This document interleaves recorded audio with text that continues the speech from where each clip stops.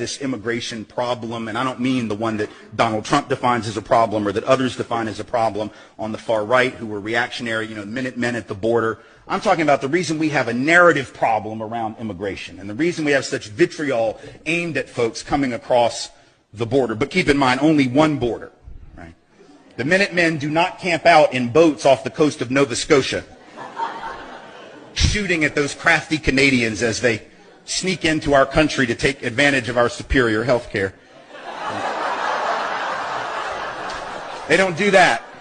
It's just down there at that other border, which I beg to remind you is an artificial border created at the outcome of a war, which was a war of aggression started on false pretense by this country. Not what they taught us in 8th grade, but now that is what happened. So really, folks are coming home. Can I get an amen? People are coming home. All right. They're coming home. They're coming home, and their families were here a long time before the vast majority of ours, and yet we tell them that they don't belong. Very interesting. The reason this is even possible, though, is because of the narrative we've told about how we, and now I'm talking about those of us of European descent, because black folks know how they got here. Right? A lot of Asian folk know how they got here. A lot of folks were brought over, particularly Chinese folk, to work the railroads, didn't care how many of them died. Right? Indigenous folks know how they got here. Right?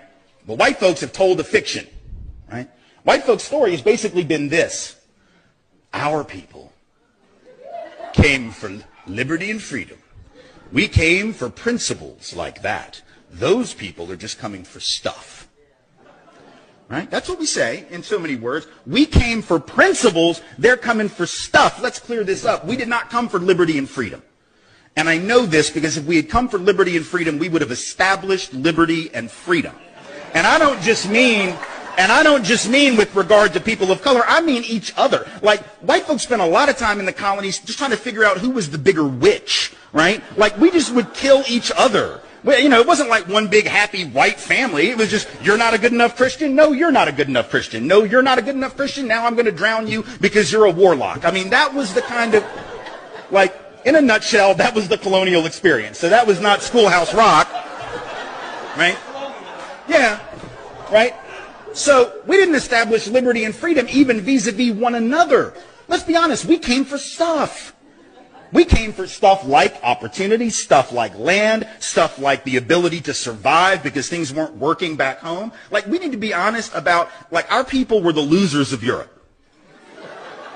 And I don't mean that, I'm not trying to be judgmental or harsh, I'm just being honest. Like when Donald Trump says Mexico's not sending their best, okay, you think England sent their best?